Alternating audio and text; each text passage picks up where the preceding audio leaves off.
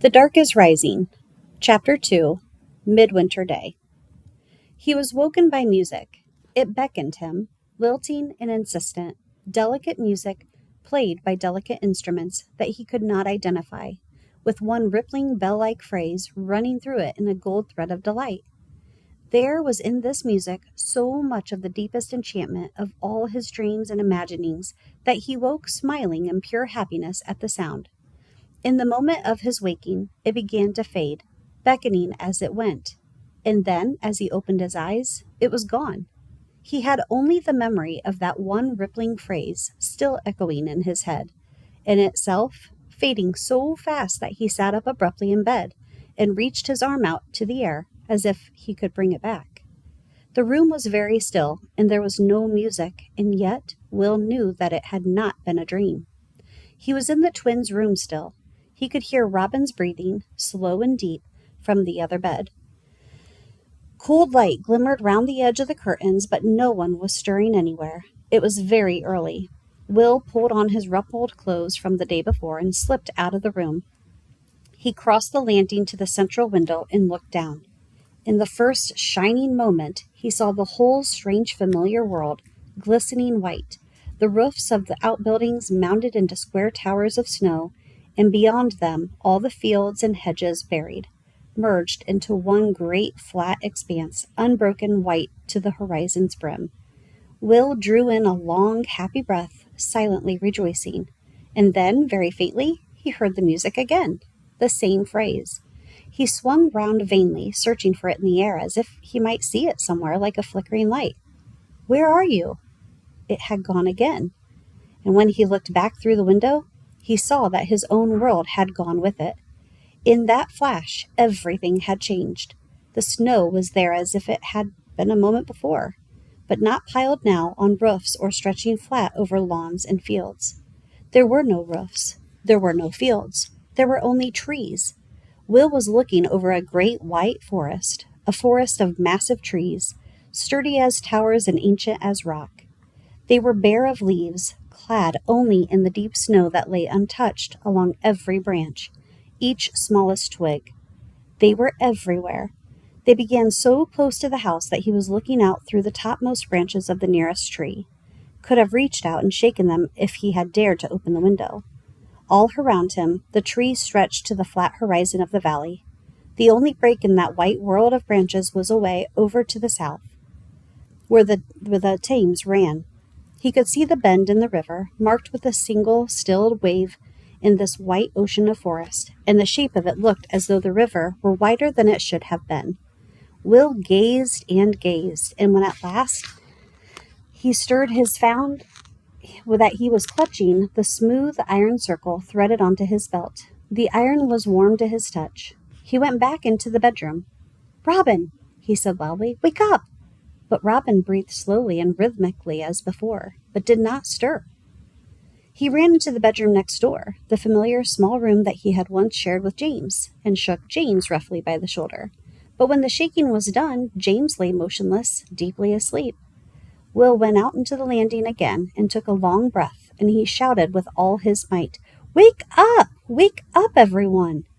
He did not now expect any response, and none came. There was a total silence as deep and timeless as the blanketing snow. The house and everyone in it lay in a sleep that would not be broken. Will went downstairs to pull on his boots and the old sheepskin jacket that had belonged, before him, to 2 or 3 of his brothers in turn. Then he went out of the back door, closing it quietly behind him, and stood, looking out through the quick white vapor of his breath. The strange white world lay stroked by silence. No bird sang. The garden was no longer there, in this forested land. Nor were the outbuildings, nor the old crumbling walls. There lay only a narrow clearing round the house now, hummocked with unbroken snowdrifts, before the trees began, with a narrow path leading away. Will set out down the white tunnel of the path, slowly, stepping high to keep the snow out of his boots. As soon as he moved away from the house, he felt very much alone, and he made himself go on without looking back over his shoulder, because he knew that when he looked, he would find that the house was gone. He accepted everything that came into his mind, without thought or question, as if he were moving through a dream. But a deeper part of him knew that he was not dreaming. He was crystal clear awake in a midwinter day that had been waiting for him to wake into it since the day he had been born. And he somehow knew, for centuries before that, tomorrow will be beyond imagining. Will came out of the white arched path onto the road, paved smooth with snow and edged everywhere by the great trees, and he looked up between the branches and saw a single black rook flap slowly past high in the early sky. Turning to the right, he walked up the narrow road that in his own time was called Huntercombe Lane. It was the way that he and James had taken to the Dawsons' farm, the same road that he had trodden almost every day of his life, but it was very different now. Now it was no more than a trek through a forest, great snow-burdened trees enclosing it on both sides. Will moved bright-eyed and watchful through the silence until suddenly he heard a faint noise ahead of him. He stood still. The sound came again through the muffling trees, a rhythmical, off-key tapping like a hammer striking metal. It came in short, irregular bursts, as though someone were hammering nails. As he stood listening, the world around him seemed to brighten a little. The woods seemed less dense, the snow glittered, and when he looked upward, the strip of sky over Huntercombe Lane was a clear blue. He realized that the sun had risen at last out of the solemn bank of gray cloud. He trudged on towards the sound of hammering and soon came to a clearing. There was no village of Huntercombe any more, only this. All his senses sprang to life at once, under a shower of unexpected sounds, sights, smells. He saw 2 or 3 low stone buildings, thick-roofed with snow. He saw blue wood smoke rising, and smelled it too, and smelt at the same time a voluptuous scent of new-baked bread that brought the water springing in his mouth. He saw that the nearest of the 3 buildings were 3-walled, open to the track, with a yellow fire burning bright inside like a captive sun. Great showers of sparks were spraying out from an anvil where a man was hammering. Beside the anvil stood a tall black horse, a beautiful, gleaming animal. Will had never seen a horse so splendidly midnight in color, with no white markings anywhere. The horse raised its head and looked full at him, pawed the ground, and gave a low whinny. The smith's voice rumbled in protest, and another figure moved out of the shadows behind the horse. Will's breath came faster at the sight of him, and he felt a hollowness in his throat. He did not know why. The man was tall and wore a dark cloak that fell straight like a robe. His hair, which grew low over his neck, shone with a curious reddish tinge. He patted the horse's neck, murmuring in its ear, and then he seemed to sense the cause of its restlessness, and he turned and saw Will. His arms dropped abruptly. He took a step forward and stood there, waiting. The brightness went out of the snow in the sky, and the morning darkened a little, as an extra layer of the distant cloud bank swallowed the sun. Will crossed the road through the snow, his hands thrust deep into his pockets. He did not look at the tall, cloaked figure facing him. Instead, he stared resolutely at the other man, bent again now over the anvil, and realized that he knew him. It was one of the men from Dawson's farm, John Smith, old George's son. "Morning, John," he said. The broad-shouldered man in the leather apron glanced up. He frowned briefly and then nodded in welcome. "Hey, Will, you're out early." "It's my birthday," Will said. "A midwinter birthday," said the strange man in the cloak. "Auspicious indeed, and you will be 11 years grown." It was a statement, not a question. Now Will had to look. Bright blue eyes went with the red-brown hair, and the man spoke with a curious accent that was not of the southeast. "That's right," Will said. A woman came out of one of the nearby cottages carrying a basket of small loaves of bread, and with them the new-baked smell that had so tantalized Will before. He sniffed, his stomach reminding him that he had eaten no breakfast. The red-haired man took a loaf, wrenched it apart, and held out a half towards him. "Here, you're hungry. Break your birthday fast with me, young Will." He bit into the remaining half of the loaf, and Will heard the crust crackle invitingly. He reached forward, but as he did so the smith swung a hot horseshoe out of his fire and clapped it briefly on the hoof clenched between his knees. There was a quick smoky smell of burning. killing the scent of the new bread, and then the shoe was back in the fire and the smith peering at the hoof. The black horse stood, patient and unmoving, but Will stepped back, dropping his arm. "No, thank you," he said. The man shrugged, tearing wolfishly at his bread, and the woman, her face invisible behind the edge of an enveloping shawl, went away again with her basket. John Smith swung the horseshoe out of the fire to sizzle and steam in a bucket of water. Get on, said the rider irritably, raising his head. "The day grows. How much longer?" "Your iron will not be hurried," said the smith, but he was hammering the shoe in place now with quick, sure strokes. "Done," he said at last, trimming the hoof with the knife. The red-haired man led his horse round, tightened the girths, and slid upwards, quick as a jumping cat, into his saddle. Towering there, with the folds of his dark robe flowing over the flanks of the black horse, he looked like the statue carved out of night. But the blue eyes were staring compellingly down at Will. "Come up, boy. I'll take you where you want to go. Riding is the only way, in snow as thick as this." "No, thank you," Will said. "I am out to find the walker." He heard his own words with amazement. So that's it, he thought.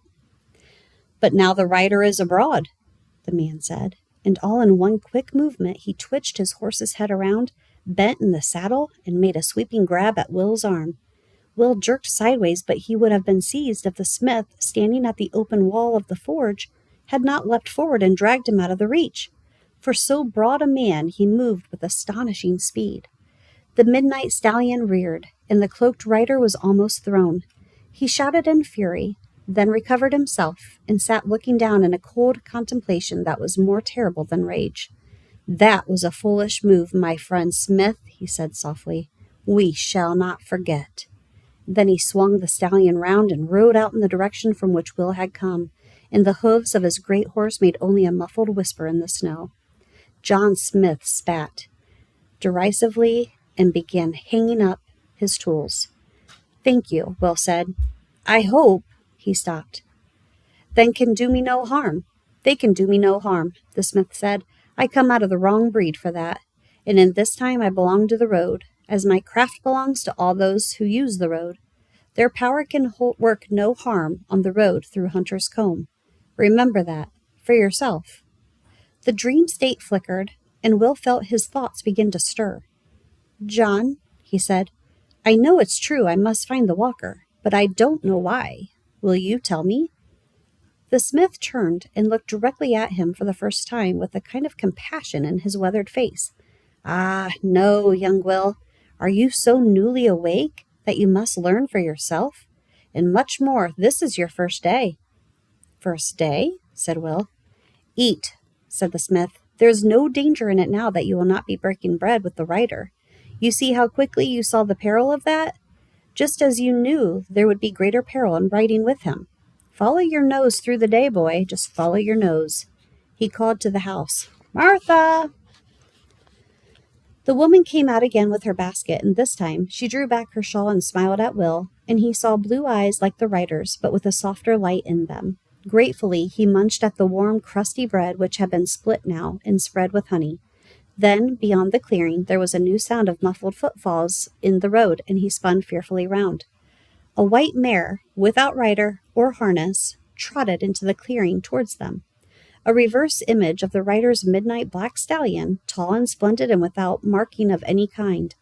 Against the dazzle of the snow, glittering now as the sun re-emerged from cloud, there seemed a faint golden glow in its whiteness, and in the long mane falling over the arched neck. The horse came to stand beside Will, bent its nose briefly and touched his shoulder as if in greeting, then tossed its great white head, blowing a cloud of misty breath into the cold air. Will reached out and laid a reverent hand on its neck. "You come in good time," John Smith said. "The fire is hot." He went back into the forge and pumped once or twice at the bellows arm so that the fire roared, and then he hooked down a shoe from the shadowed wall beyond and thrust it into the heat. "Look well," he said, studying Will's face. "You've not seen a horse like this before, but this will not be the last time." "She's beautiful," Will said, and the mare nuzzled again gently at his neck. "Mount," said the smith. Will laughed. It was so obviously impossible. His head reached scarcely to the horse's shoulder, and even if there had been a stirrup, it would have been far out of reach of his foot. I am not joking, said the smith, and indeed he did not look like the kind of man who had often smiled, let alone made a joke. It is your privilege. Take hold of her mane where you can reach it, and you will see. To humor him, Will reached up, wound the fingers of both hands in the long coarse hair of the white horse's mane, low on the neck, and in the same instant he felt giddy. His head hummed like a spinning top, and behind the sound he heard quite plainly, but very far off, the haunting, bell-like phrase of music that he had heard before waking that morning. He cried out. His arms jerked strangely. The world spun and the music was gone. His mind was still groping desperately to recover it when he realized that he was closer to the snow-thick branches of the trees than he had been before, sitting high on the white mare's broad back. He looked down at the smith and laughed aloud in delight. When she is shod, the smith said, she will carry you, if you ask. Will sobered suddenly, thinking, and then something drew his gaze up through the arching trees to the sky, and he saw 2 black rooks flapping lazily past, high up. No, he said, I think I'm supposed to go alone. He stroked the mare's neck, swung his legs to one side, and slid the long way down, bracing himself for a jolt. But he found that he landed lightly on his toes in the snow. Thank you, John. Thank you very much. Goodbye. The smith nodded briefly, and then busied himself with the horse, and Will trudged off in some disappointment. He had expected a word of farewell at least. From the edge of the trees he glanced back. John Smith had one of the mare's hind feet clenched between his knees, and he was reaching his gloved hand for his tongs. But what Will saw then made him forget any thought of words or farewells. The smith had done no removing of old horseshoes or trimming of a shoe-torn foot. This horse had never been shod before, and the shoe that was now being fitted to its foot, like the line of 3 other shoes, he could now see glinting on the far smithy wall, was not a horseshoe at all, but another shape, a shape he knew very well. All 4 of the white mare's shoes were replicas of the cross-quartered circle that he wore on his own belt. Will walked a little way down the road beneath its narrow roof of blue sky. He put a hand inside his jacket to touch the circle on his belt, and the iron was icy cold. He was beginning to know what that meant by now, but there was no sign of the rider. He could not even see any tracks left by the black horse's feet, and he was not thinking of evil encounters. He could feel only that something was drawing him, more and more strongly, towards the place where in his own time Dawson's farm would stand. He found the narrow side lane and turned down it. The track went on a long way, winding in gentle turns. There seemed to be a lot of scrub in this part of the forest. The branching tops of small trees and bushes jutted snow-laden from the mounting drifts like white antlers from white rounded heads, and then round the next bend Will saw before him a low square hut with road-daubed clay walls and a roof high with a hat of snow, like a thick ice cake. In the doorway, paused irresolute with one hand on the rickety door, stood the shambling old tramp of the day before. The long gray hair was the same, and so were the clothes and the wizened, crafty face. Will came close to the old man and said, as Farmer Dawson had said the day before, "So the walker is abroad." "Only the one," said the old man, "only one. But what's it to you?" He sniffed, squinting sideways at Will, and rubbed his nose on one greasy sleeve. "I want you to tell me some things," Will said, more boldly than he felt.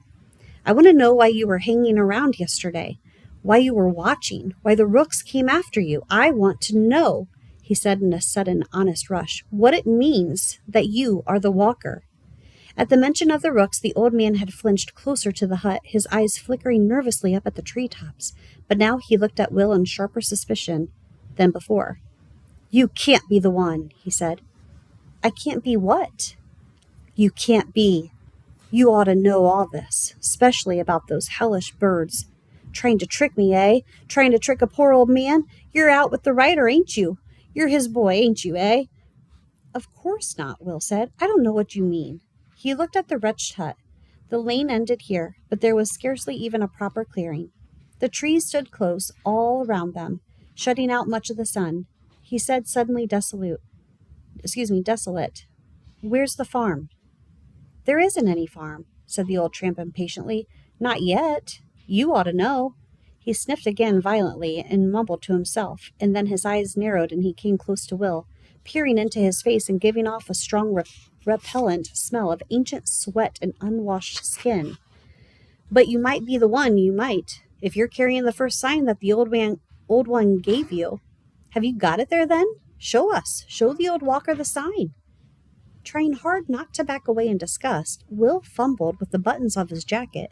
He knew what the sign must be, but as he pushed the sheepskin aside to show the circle looped on his belt, his hand brushed against the smooth iron and felt it burning, biting with icy cold. At the same moment, he saw the old man leap backwards, cringing, staring not at him, but behind him over his shoulder. Will swung around and saw the cloaked rider on his midnight horse. Well met, said the rider softly. The old man squealed like a frightened rabbit and turned and ran, blundering through the snowdrifts into the trees. Will stood where he was, looking at the rider, his heart thumping so fiercely that it was hard to breathe. It was unwise to leave the road, Will Stanton, said the man in the cloak, and his eyes blazed like blue stars. The black horse edged forward. Will shrank back against the side of the flimsy hut, staring into the eyes, and then, with a great effort, he made his slow arm pull aside his jacket, so that the iron circle on his belt showed clear. He gripped the belt at its side. The coldness of the sign was so intense that he could feel the force from it, like the radiation of a fierce, burning heat, and the rider paused, and his eyes flickered. So you have one of them already. He hunched his shoulders strangely, and the horse tossed its head. Both seemed to be gaining strength, to be growing taller. One will not help you, not alone, not yet, said the rider, and he grew and grew, looming against the white world, while his stallion neighed triumphantly, rearing up, its forefeet lashing the air so that Will could only press himself helpless against the wall. Horse and rider towered over him like a dark cloud, blotting out both snow and sun, and then dimly he heard new sounds, and the rearing black shapes seemed to fall on one side, swept away by the blazing golden light, brilliant with fierce patterns of white-hot circles, suns, stars. Will blinked and saw suddenly that it was the white mare from the smithy, rearing over him in turn.